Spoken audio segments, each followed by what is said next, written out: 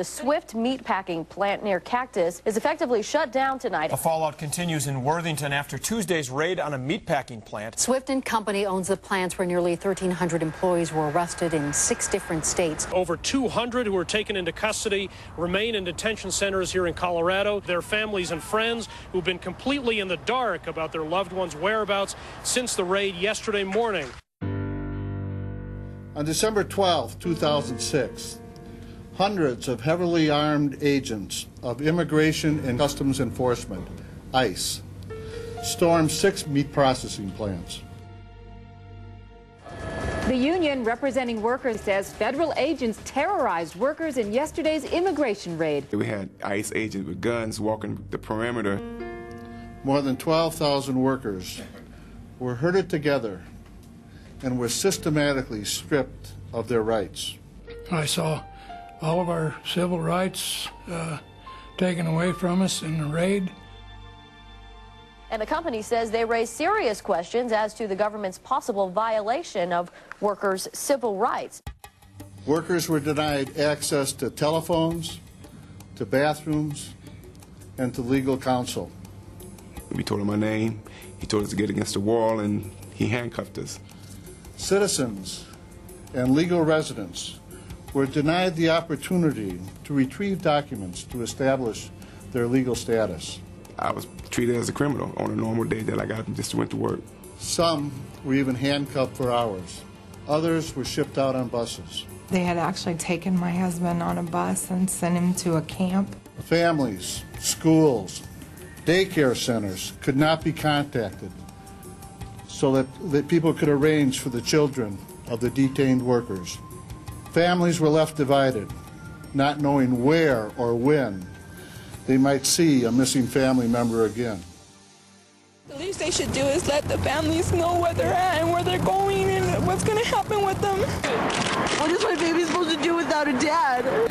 People in a Minnesota community are asking, what will happen to the children left behind? Well, no one knows for sure what's going to happen to these kids if their parents are deported, but we're told many may have to be deported along with them.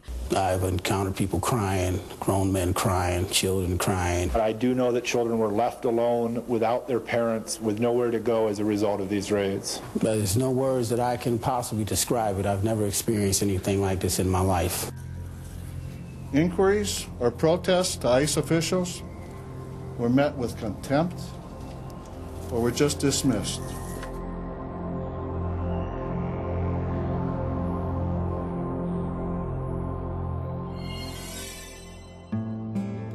We had people come on the floor to tell us we are ordered to go to the cafeteria.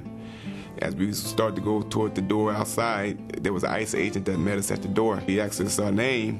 We told him our name. He told us to get against the wall, and he handcuffed us. He opened up my locker and he asked me, did I have any weapons? I said no.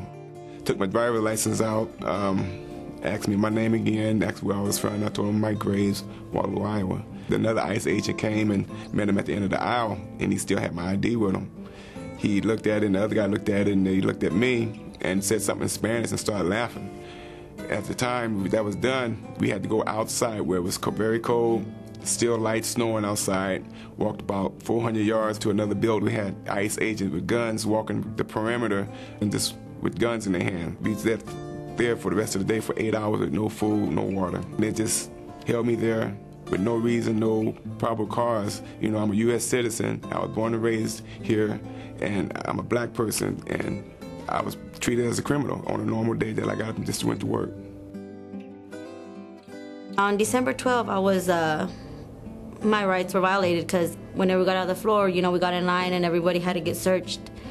I got to the line, I wore a long jacket. They asked me, well, do you have anything in your long jacket? And I said, no. I said, I took out everything out of there. They told me if I had a pen or pencil, you know, that was to be considered as a weapon. I told him no, that I didn't have nothing. I put everything that I had in a box, and I took off my jacket. He goes, well, now I have to search you. And I said, you're not gonna search me. I said, I'll let a woman search me. I said, you ain't gonna search me. He goes, well, I don't have a woman ICE agent, whatever, here. And I said, well then, no, I'm not gonna let you search me. He goes, yeah, I could get in trouble for not letting them search me. I said, then fine, I went like that. And he just started touching me everywhere in my body. And you know, I was all like, are you done? He goes, yeah. Now you can go over there and sit down where your other co-workers and stuff were at. But that's how I got violated that day on December 12th, because of the way he patted me down after I had requested a lady to come and search me. I was there the day that ICE had everybody line up. We had to go to, it was about 5 or 6 laptops out there, and you had to show your ID and all that. Well, coming out the locker room, they had everybody take everything out their pockets and everything. And then we had to go through there. Once we got to the laptops, me in my mouth, I asked him, hey, why am I going through this? And the guy said, well, you could be from South Mexico. Then that's when I told him, look at my skin, how dark my skin is. And he said, oh, that doesn't matter. They're dark down that way in South Mexico anyway. Him and another guy, and they kind of laughed about it, and then I went on to the other side, and that's where I was there for 4.5, 5 hours, not eating, drinking, nothing. I got there early and had started showing signs of a miscarriage, so I had told my trainer that I had to go to the emergency room. I went and left and went to the emergency room, and by the time they had got me all prepped and ready to be taken care of, I asked them would they please call my husband. They said ICE agents wouldn't allow him to leave. He couldn't be released until they had questioned him. They told him time and time why he needed to be released. A doctor told him he needed to be at the hospital with me, and they would not release him. They refused. They had actually taken my husband on a bus and sent him to a camp. Afterwards, I did not know this, but 3 days later, after I cried and begged and pleaded with anyone who would listen to ask where my husband was, he couldn't call. I couldn't call him. We couldn't talk to him, find him anywhere. As a veteran of the Korean War, there comes a time when you realize that war is not the answer to any human problem, that negotiation is.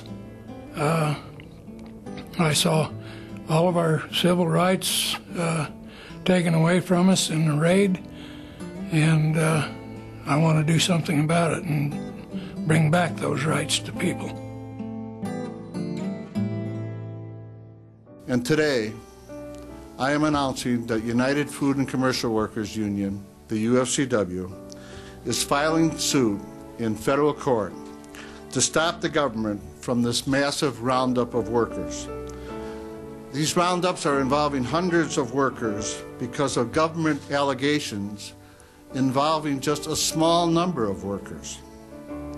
We have legal counsel here to provide you with the details of the lawsuit.